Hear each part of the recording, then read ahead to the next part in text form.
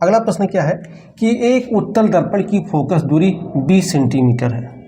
इसकी वक्रता त्रिज्या होगी 10 सेंटीमीटर, 15 सेंटीमीटर, 20 सेंटीमीटर और 40 सेंटीमीटर। बच्चों आप जानते हैं कि F बराबर होता है R/2। पूछ क्या रहा है? वक्रता त्रिज्या पूछ रहा है, तो यह बच्चों यह होगा R बराबर 2F।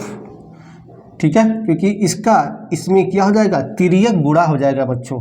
तो R बराबर इसको बटे 1 कर दो, तिर्यक गुणा हो जाएगा, तो R बराबर 2F। ठीक है, तो R बराबर क्या हो जाएगा बच्चों, यहाँ है 2 और फोकस दूरी कितनी दी है 20 सेंटीमीटर, तो गुणा हो जाएगा, कितना हो जाएगा 20 दूनी 40 सेंटीमीटर। तो उत्तर कौन सा है बच्चों? उत्तर इसका डी है 40 सेंटीमीटर।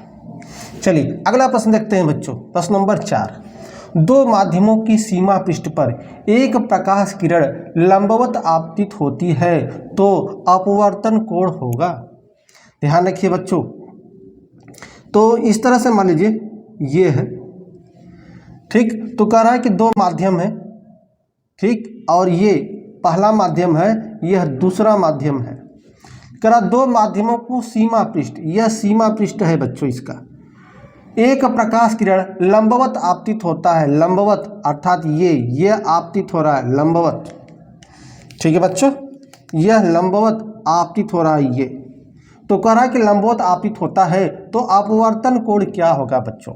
आपको पता है बच्चों कि आपतन कोण अर्थात I और R दोनों बराबर होते हैं। जितने अंश का कोण बना के प्रकाश आएगा उतने अंश का ही कोण बना के प्रकाश जाता है।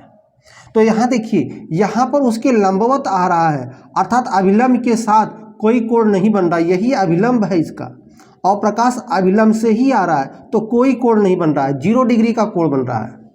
तो जब I जो है, ध्यान रखिए, जब I बराबर 0 है तो R भी क्या होगा, 0 डिग्री होगा, अर्थात इसी से यह क्या हो जाएगा, वापस लौट जाएगा, अर्थात इसी लंब से ही यह अपवर्तित होगा।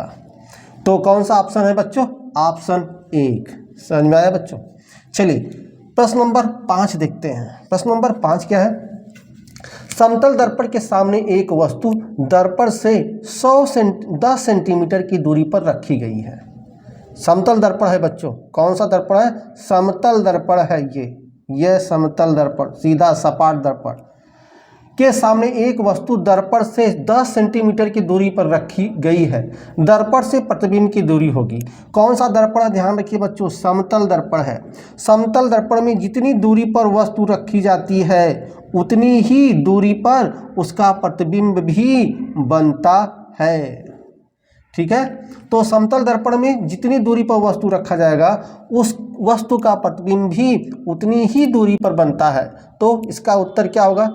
यह 10 सेंटीमीटर रखा गया है तो प्रतिबिंब भी 10 सेंटीमीटर की दूरी पर ही बनेगा, अर्थात उत्तर आपका बी होगा।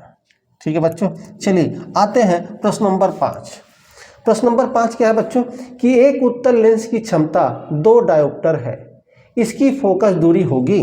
ध्यान रखिएगा बच्चों, यह कौन सा लेंस दिया गया है? उत्तल लेंस दिया गया है बच्चों। यदि उत्तल लेंस होगा तो डायोप्टर धनात्मक होता है, यदि यहीं पर अवतल लेंस दे दे तो जो आपका डायोप्टर है पावर वह माइनस में हो जाएगा। ध्यान रखिएगा, इस तरह से भी प्रश्न पूछ सकता है कि दे दिया -2 डायोप्टर, क्या दे दिया? -2 डायोप्टर लिख दिया और पूछा कि बताइए यह कौन सा लेंस प्रयोग किया गया है इसमें। तो माइनस है तो बच्चों कौन सा लेंस होगा? अवतल लेंस होगा। माइनस चिन्ह को देखकर आप समझ जाएंगे कि यह अवतल लेंस है। यदि प्लस वाला चिन्ह लगा है तो समझ लीजिए यह उत्तल है। ठीक है, यह उत्तल लेंस है। तो इस तरह से भी प्रश्न पूछ सकता है, तो इस चीज को भी दिमाग में रखिएगा। ठीक है, करा 2 डायोप्टर है तो इसकी फोकस दूरी होगी बच्चों, फार्मूला होता है, ठीक है, पावर, ठीक है, यह P, यह बराबर, चूंकि देखिए ऑप्शन में सेंटीमीटर दिया है तो यह होता है 100 बटे, ठीक है, F सेंटीमीटर, यह फार्मूला होता है।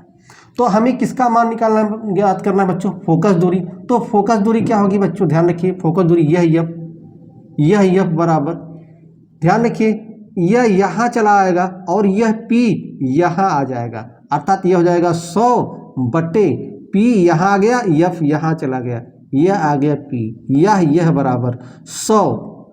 पी का मान कितना डॉक्टर दिया है 2, तो 2 का भाग लगा दें, कितना आएगा बच्चों, काट दीजिए 2 पचे 10, अर्थात आ गया 50 सेंटीमीटर। तो कौन सा ऑप्शन है बच्चों, ऑप्शन नंबर बी यह सही है। ठीक है बच्चों, चलिए प्रश्न नंबर 7 देखते हैं। प्रश्न नंबर 7 क्या है बच्चों, स्वस्थ नेत्र के लिए अस्पष्ट दृष्टि की न्यूनतम दूरी होती है। ध्यान रखिएगा बच्चों, इसको आपको याद करना होगा। तो अस्पष्ट दृष्टि की न्यूनतम दूरी जो होती है वह 25 सेंटीमीटर होती है। वैसे बच्चों आपको यह पता होगा।